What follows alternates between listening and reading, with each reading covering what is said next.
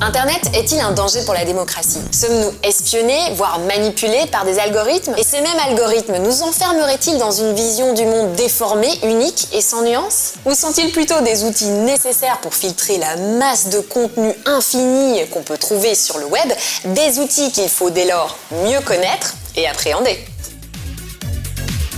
Est-ce que tu as déjà remarqué que si tu regardes la même vidéo YouTube que ton pote, ton frère ou ta sœur, les vidéos suivantes recommandées par la plateforme seront différentes sur ton smartphone que sur celui des autres? Eh bien ça, c'est grâce ou à cause des algorithmes de recommandation, ces petits programmes qui vont étudier ton profil pour ensuite te proposer du contenu personnalisé en fonction de tes recherches ou de tes habitudes de navigation. À chaque fois que tu regardes une vidéo, que tu cliques sur un lien ou que tu likes un post, tu nourris la base de données de l'algorithme qui pourra ensuite te proposer du contenu ciblé, mais surtout te garder le plus longtemps possible sur le site. Et si ces algorithmes peuvent être perçus comme de dangereux espions, ils ont été créés à la base pour trouver plus rapidement ce qu'on cherche.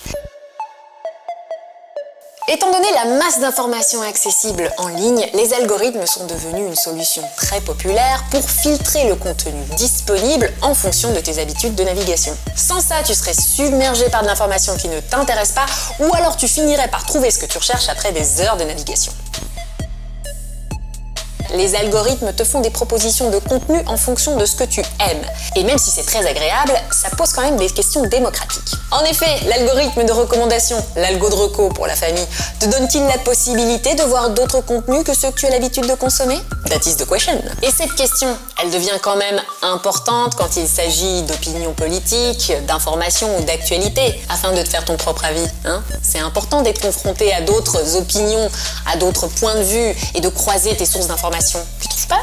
Les algos t'empêcheraient d'accéder à d'autres points de vue et ça freinerait l'exercice de ton esprit critique. Et c'est pas bien en soi. Et ça, c'est ce qu'on appelle une bulle de filtre. Et c'est l'américain activiste Eli Pariser qui, depuis 2011, ne cesse d'alerter sur le danger qu'elle représente. Depuis, des chercheurs se sont scientifiquement penchés sur la question et leur conclusion est un peu plus nuancée. Tu vas voir pourquoi.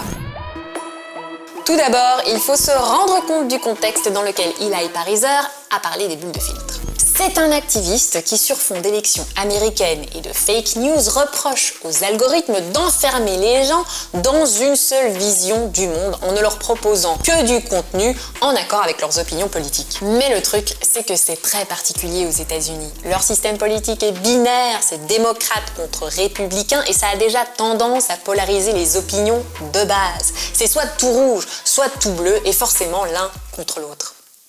Ensuite, le concept de bulle implique qu'elle soit unique et hermétique. Mais dans la vraie vie, c'est pas vraiment comme ça que ça se passe. Dans la vraie vie, quand tu vas sur Internet, tu passes pas ta vie sur un seul site. Tu écoutes de la musique sur Spotify, tu regardes tes vidéos sur YouTube, tu restes en contact avec tes potes via Insta. Et pour les actualités, c'est pareil. Tu croises différentes sources d'informations en ligne et hors ligne pour te faire ta propre idée sur un événement ou une actu. Mais chaque site utilise son propre algorithme. Ils sont donc tous différents. Ce qui veut dire que sur Insta, tu pourrais être enfermé dans une bulle bleue, mais être dans une bulle rouge sur Spotify, par exemple. Ce qui voudrait dire que tu continuerais à recevoir des informations de différentes couleurs. C'est donc plus difficile pour un site de t'influencer ou de t'enfermer dans un courant d'opinion bien précis quand tes sources d'informations sont diverses et variées.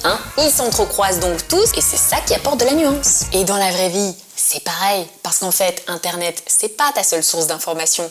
Non, tu parles avec tes profs, tu parles avec tes parents, tu parles avec tes amis, avec tes frères et sœurs, et bien ça fait autant de sources d'informations qui t'empêchent en fait de t'enfermer dans une seule bulle. En conclusion, non, les algorithmes ne sont pas responsables de tous nos choix.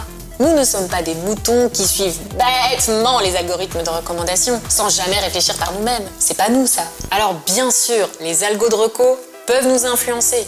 Ils sont un petit peu comme une pente douce qui nous emmène tranquillement dans une direction qu'on n'a pas forcément choisie mais qui est déterminée par les paramètres de fonctionnement de ces algos. Mais il ne s'agit pas là d'un système absolu. On ne va pas être enfermé dans une bulle hermétique. Les choses sont plus nuancées et les bulles plus poreuses que ce qu'il n'y paraît. Il y a donc bien moyen de jouer avec ces algorithmes et surtout de les utiliser à notre avantage, mais ça, on le verra dans une deuxième vidéo. Et on verra comment ils fonctionnent et surtout comment les appréhender. Et nous, on a besoin aussi des algorithmes de recommandation, alors like, commente, partage cette vidéo, n'est-ce pas? Et surtout, clique sur la suivante. Attends, on fait fonctionner ton esprit critique quand même. C'est bien, non?